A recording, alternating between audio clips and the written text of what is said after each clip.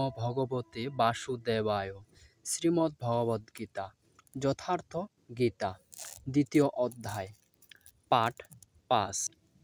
আমি শুদ্ধ বুদ্ধ চৈতন্য অহং ব্রহ্মাদি গুণের দ্বারাই গুণ প্রভাবিত।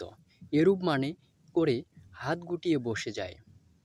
যোগেশ্বর শ্রীকৃষ্ণ অনুসারে এটা জ্ঞানযোগ নয়, জ্ঞানযোগেও সে কর্ম করতে হয়। যে কর্ম নিষ্কাম কর্মযোগে করা হয়, উভয়ের মধ্যে পার্থক্য কেবল বুদ্ধির অর্থাৎ দৃষ্টিকোণের।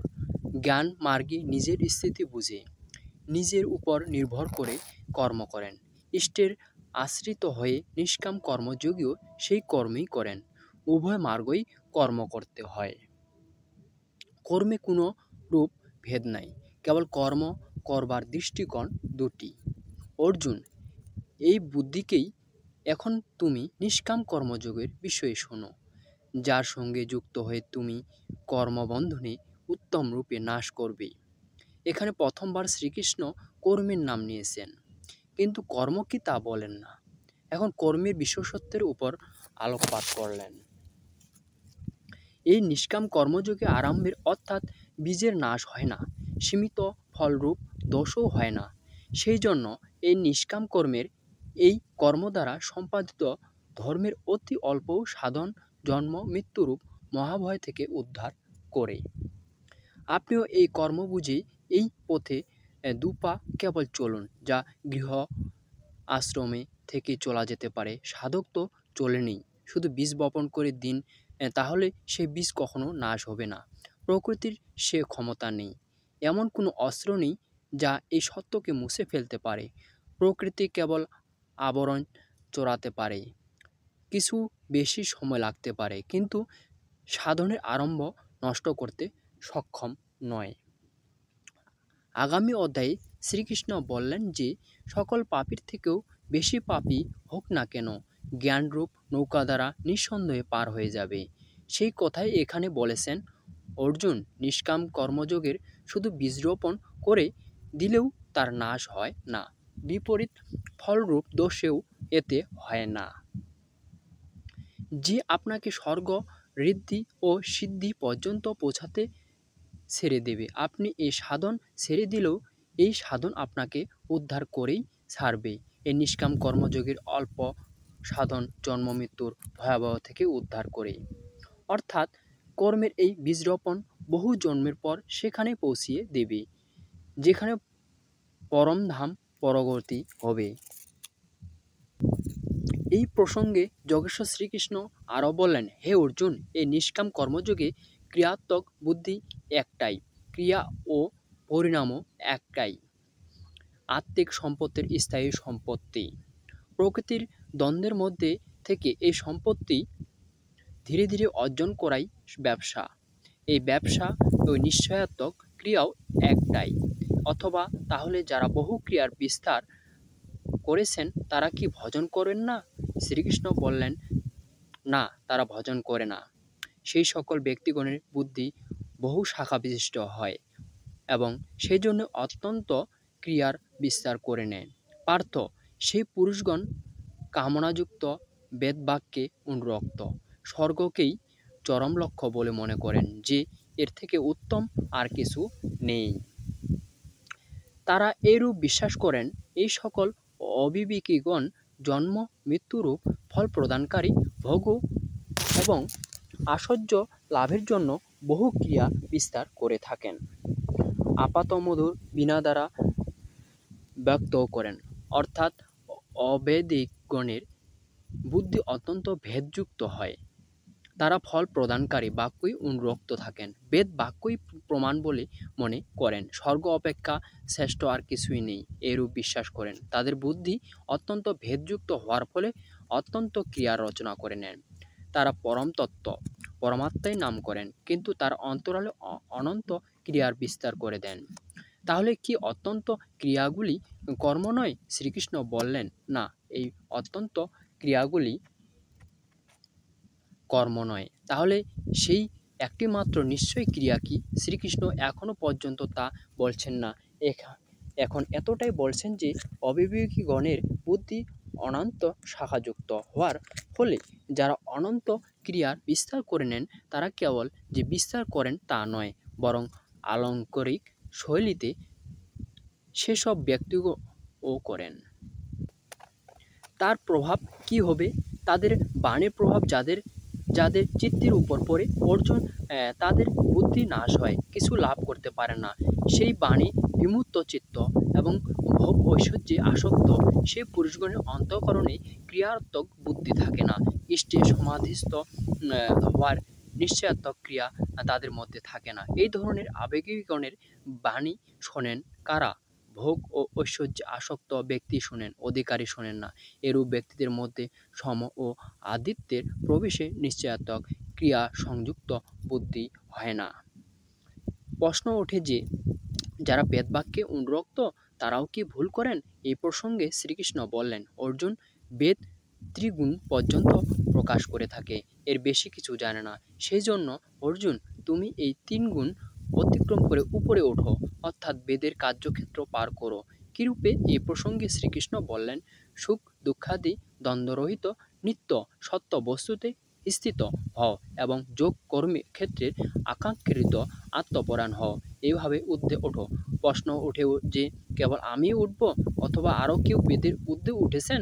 শ্রীকৃষ্ণ বললেন যে যিনি বেদের ঊর্ধ্বে স্থিত তিনি ব্রহ্মকে জানেন এবং যিনি ব্রহ্মকে জানেন তিনি বিপ্র। পরিপূর্ণ জলাশয় প্রাপ্ত হলে মানুষের ক্ষুদ্র জলাশয়ের যতটুকু প্রয়োজন হয়, যে ব্রাহ্মণ উত্তম প্রকারে ব্রহ্মকে জানেন তারও বেদের কতটুকু প্রয়োজন হয়। তাৎপর্য এই যে যিনি বেদের ঊর্ধ্বে স্থিত তিনি ব্রহ্মকে জানেন, তিনি ব্রাহ্মণ।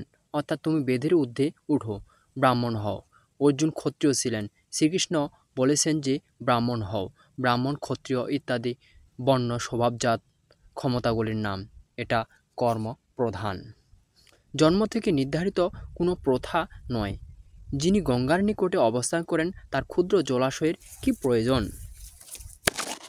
কেই তাতে শৌচক্রিয়া করে, কেউ পশুদের স্নান করায়, এর বেশি তার প্রয়োজন নেই। এই প্রকার ব্রহ্মজ্ঞান বিশিষ্ট ব্রাহ্মণের সেই বিপ্র মহাপুরুষের বেদের ততটাই প্রয়োজন থেকে যায়। প্রয়োজন থাকে অবশ্যই, কারণ অনুগামীদের জন্য তার উপযোগিতা আছে, সেখানে থেকেই চর্চা আরম্ভ হয়। অতঃপর যোগেশ্বর শ্রীকৃষ্ণ কর্ম করবার সময় যে যে সাধনা তার অবলম্বনের প্রয়োজন তার প্রতিবাদ করলেন। কেবল কর্মে তোমার অধিকার আছে, ফল নেই। এরূপ চিন্তা করে যে ফলেই নেই, ফলে যে কখনো তোমার আসক্তি না হয়, আবার কর্মে অশ্রদ্ধাও যেন না হয়। এখন পর্যন্ত যোগেশ্বর শ্রীকৃষ্ণ 39তম শ্লোকে প্রথমবার কর্মের নাম নিয়েছিলেন, কিন্তু বললেন না কর্ম কি এবং সেই কর্মে অনুষ্ঠান কিভাবে করা হয়। সেই কর্মের বিশেষত্বের উপর আলোকপাত করলেন যে অর্জুন, এই কর্ম করে তুমি কর্মবন্ধন থেকে মুক্তি হয়ে যাবে। অর্জুন, এতে আরম্ভের অর্থাৎ বীজের নাশ হয় না।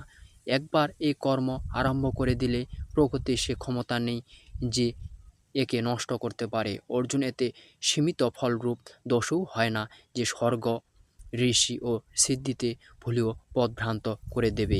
এই কর্মের অল্প অনুষ্ঠান জন্ম মৃত্যুর ভয় থেকে উদ্ধার করে। কিন্তু এখনও স্পষ্ট করলেন না যে সেই কর্মটা কি এবং কীরূপে সেই কর্ম সম্পূর্ণ করা হবে। বর্তমান অধ্যায় 41তম শ্লোকে তিনি বলেছেন, অর্জুন, এতে নিশ্চয়াত্মক বুদ্ধি একটা, ক্রিয়াও একটা। তাহলে যারা অত্যন্ত ক্রিয়ার আচরণ করে তারা ভজন করেন না। শ্রীকৃষ্ণ বললেন না, তারা ভজন করবেন না। এর কারণ দেখিয়ে বললেন যে অবিবেকীগণের বুদ্ধি অনন্ত শাখাযুক্ত হয়, সেই জন্য তারা অত্যন্ত ক্রিয়ার বিস্তার করে নেন। তারা শুভবন বাণী দ্বারা ক্রিয়াসমূহকে ব্যপ্ত করেন এবং তাদের বাণীর প্রভাব যাদের চিত্তের উপর পড়ে তাদের বুদ্ধিও নাশ হয়। অতএব নিশ্চয়াত্মক ক্রিয়া একটাই, কিন্তু একথা বললেন না সেই ক্রিয়া কি। প্রস্তুত শ্লোকে তিনি বলছেন, অর্জুন, কর্মে তোমার অধিকার আছে, ফলে নেই। ফলের বাসনা কখনো যেন না হয় এবং কর্ম অশ্রদ্ধা যেন না হয়, অর্থাৎ নিরন্তর করবার জন্য মগ্ন হয়ে করো। কিন্তু বললেন না কর্ম কি।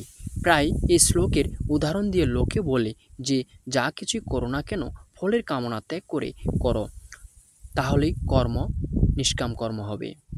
এখানে শ্রীকৃষ্ণর কর্ম কি তা না বলে কেবল কর্মের বিশেষত্বের উপর আলোকপাত করলেন যে সেই কর্ম কি কি প্রদান করে এবং কর্ম করবার সময় কি কি সাবধানতা অবলম্বন করা হয়। প্রশ্নটি যেমনই তেমনই রয়ে গেল, যা যোগেশ্বর শ্রীকৃষ্ণ তৃতীয় ও চতুর্থ অধ্যায়ে স্পষ্ট করবেন। পুনরায় এই বিষয়ের উপর জোর দিলেন। ধনঞ্জয় উবাচ আসক্তি ও সঙ্গদোষ ত্যাগ করে সিদ্ধি ও অসিদ্ধিতে নির্বিকার যোগে স্থিত হয়ে কর্ম করো। কি কর্ম? নিষ্কাম কর্ম করো। এই সমত্বভাবেই যোগ বলা হয়, যার মধ্যে বৈষম্য নেই। এরূপ ভাবকেই সমত্ব বলে। ঋষি সিদ্ধি বৈষম্য উৎপন্ন করে, আসক্তি আমাদের জন্য বিষম অবস্থা সৃষ্টি করে, ফলের ইচ্ছা বৈষম্যের সৃষ্টি করে। সেই জন্য ফলের আকাঙ্ক্ষা যেন না থাকে, পুনশ্চ কর্ম যেন অশ্রাদ্ধ না হয়। শ্রব্য দৃশ্য সকল বস্তুর আসক্তি ত্যাগ করে প্রাপ্তি ও অপ্রাপ্তির বিষয়ে চিন্তন না করে যোগে স্থিত থেকে শুধু কর্ম করো। যোগ থেকে চিত্ত সরে যেন না যায়। যোগ হল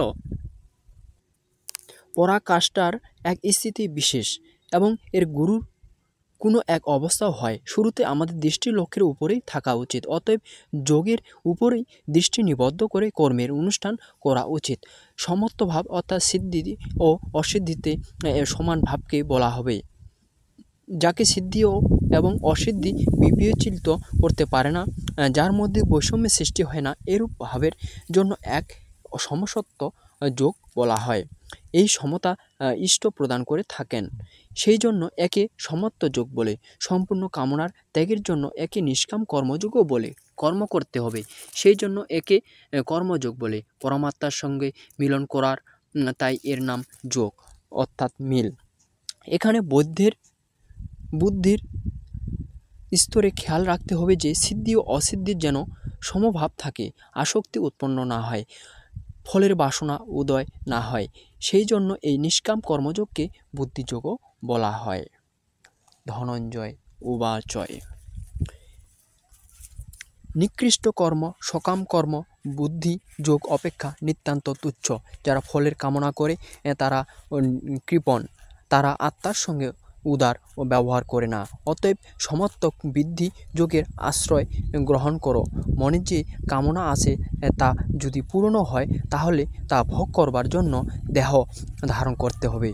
যদি গমন বাকি থাকলো, তাহলে কিরূপ কল্যাণ? সাধককে মোক্ষের ইচ্ছাও করা উচিত নয়, কারণ বাসনাযুক্ত হওয়াকে মোক্ষ বলে। ফলের চিন্তন করলে সাধকের সময় ব্যর্থই নষ্ট হয় এবং ফললাভ হবে ফলেই জড়িত পড়ে তার সাধনা শেষ হয়ে যায়। এরপর সাধক ভজন করবেন কেন? সেখান থেকেই তিনি পথ হারিয়ে ফেললেন। সেই জন্য সমত্ব বুদ্ধির দ্বারা যোগের আচরণ করে। জ্ঞান মার্গকে শ্রীকৃষ্ণ বুদ্ধি যোগ বলেছেন যে, অর্জুন, এ বুদ্ধি তোমার জন্য জ্ঞান যোগের বিষয়ে বলা হয়েছে এবং এখানে নিষ্কাম কর্মযোগ্য বুদ্ধিযোগ বলা হলো। বস্তুত বিষয়ের মধ্যে পার্থক্য বুদ্ধির ও দৃষ্টিকোণেরই, তাতে লাভ লোকসানের হিসাব করে বিবেচনা করে চলতে হয়। এতেই বৌদ্ধিক স্তরে সমত্ব স্থিতি বজায় রাখতে হয়। সেই জন্য একে সমস্ত বুদ্ধিযোগ বলে। তাই হে ধনঞ্জয়, তুমি সমস্ত বুদ্ধিযোগের আশ্রয় গ্রহণ করো, কারণ ফলাকাঙ্ক্ষী অত্যন্ত কৃপণ।